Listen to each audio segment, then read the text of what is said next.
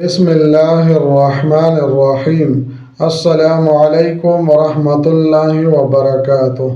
عزتمند مسلمانانو ورونو او خویندو، امید لرم چې تاسو به روغ جوړ به او خوشحال به. زما د الله رب العزت دا دعا دا سوال دی چې تاسو چرته هم یې، الله تعالی مو همیشه د پاره روغ جوړ خوشحاله او آباد ساته. آمین.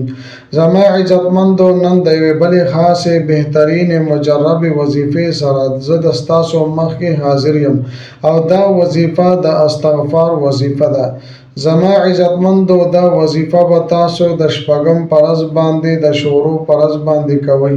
څوک وله د چهارشنبې ورځ وایي، څوک وله د شپږم ورځ وایي، څوک وله د بد ورځ وایي.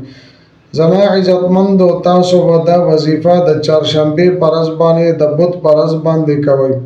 دا قرانګي زما عزتمندو، دا د یوې ورځې وظیفه ده، صرف یو ورځ به تاسو دا وظیفه کوئ. طریقه کار ډیر زیات آسان دی. زما عزتمندو، مکمل طریقه زه تاسو ته په دې ویډیو کې ذکر کوم. ډیر عظیم الشان او عالی شان او بهترین او مجرب عمل دی. زما عزتمندو، کچری تاسو دا وظیفه کول غواړئ نو ویډیو اخره پورې وګورئ، او کچری زما چینل له مو اوس وزټ کړی وي، چینل مو سبسکرایب کړی نی، نو زما دا چینل سبسکرایب کړئ او ورسره خوا کې د ټلې والا نشان تاسو کلیک کړئ، سلیکټ آل کړئ، د دې لپاره چې د هر راتلونکي نوې ویډیو نوټیفیکیشن تاسو ته ملاويږي. زما عزتمندو، قرآن مجید کې الله رب العزت د استغفار ډیر لوی برکات ذکر کړی دي، ډیر لوی ثمرات ذکر کړی دي. وَيَا قَوْمِ اسْتَغْفِرُوا رَبَّكُمْ إِنَّهُ كَانَ غَفَّارًا يُرْسِلِ السَّمَاءَ عَلَيْكُمْ مِدْرَارًا وَيُمْدِدْكُمْ بِأَمْوَالٍ وَبَنِينَ وَيَزِدْكُمْ بِأَمْوَالٍ وَبَنِينَ وَيَجْعَلْ لَكُمْ جَنَّاتٍ وَيَجْعَلْ لَكُمْ أَنْهَارًا. زما عزتمندو، استغفار دومره بهترین عمل دی، بهترین وظیفه ده چې څوک هم استغفار وکړي، الله تعالی به مالداري ورکوي، الله تعالی به د غم او پریشانۍ مصیبتونو نه خلاصوي. زما عزتمندو، الله تعالی به مال حال کې، باغاتو کې، کور کې برکت اچي. نو زما عزتمندو، د شپږم ورځ د بد ورځ اسې مبارکه ورځ ده.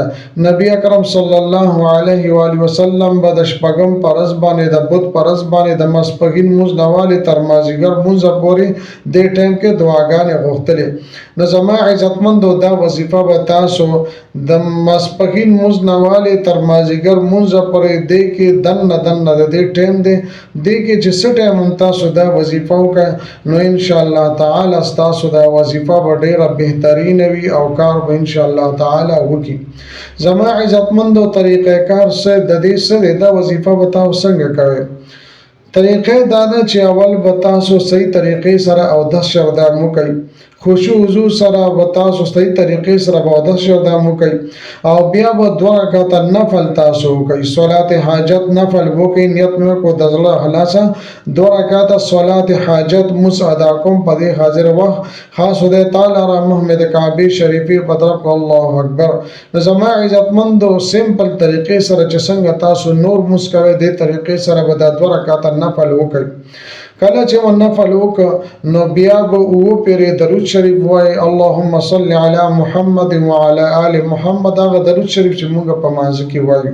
بیا زما عزتمندو، استغفر الله الذي لا اله الا هو الحي القيوم واتوب اليه، استغفر الله الذي لا اله الا هو الحي القيوم واتوب اليه. کچری تاسو دا وای نو ډیره بهترینه ده. الحي القيوم د الله تعالی صفتی نمونه دي او اسم اعظم ده، نو خامخا اسم اعظم چې وګراغو نو بیا ډیر زیات برکت وي. او کچری تاسو ته ګران وي داسې نشي ویلې نو بیا به تاسو استغفر الله استغفر الله استغفر الله بیا تاسو صرف دا هم ویل شي. نو زما عزتمندو، کله چې تاسو دوی نو تاسو به دا 1100 مرتبه وای، استغفر الله الذي لا اله الا هو الحي القيوم واتوب اليه. دا به تاسو 1100 مرتبه 1100 پیری وای، او بیا په اخره کې وو پیری درود شریف وای، او بیا به د الله تعالی په دربار کې پاجزه سره الله سپورته کوي، د خپل حاجتونو لپاره، مشکلات او مصائب د حل کولو لپاره الله تعالی نه په انتهایی توجه د یان سره الله تعالی راوغواړي، الله تعالی له وجړي ان شاء الله تعالی. الله تعالی واستاسو هر قسم مسائل او چې کوم تکالیف الله تعالی به حل کړي. زما عزتمندو تاسو ټولو ناظرینو سامعینو له زما د طرف نه د دې وظیفې کولو اجازت ته ما ته خپل استادانو اجازه راکړې، زه تاسو ته د دې وظیفې اجازه درکوم. خو زما عزتمندو د اجازه اغوښتلو لپاره لاندې کمنټ کې تاسو سبحان الله ماشاءالله هر څه چې تاسو لیکل غواړئ نو تاسو ولیکئ. زما عزتمندو ډیره بهترینه مجربه وظیفه ده، ډیر بهترینه مجربه عمل ده. ضروري تاسو وکړئ د خپل مسایلو لپاره، خپل بیمارو لپاره، د غریبۍ د ختمولو لپاره، د قرض د ختمولو لپاره. زما عزتمندو امید لرم چې دا ویډیو دا وظیفه تاسو ډیره زیاته خوښ شي. کو ویډیو مو خوښ شي ویډیو لایک کړئ، چینل سبسکرایب کړئ. ملاویږم متاو سره بل ویډیو کې بلې وظیفه سره. تر هغه وخت پورې ماته اجازه راکړئ. د لوی الله په امان.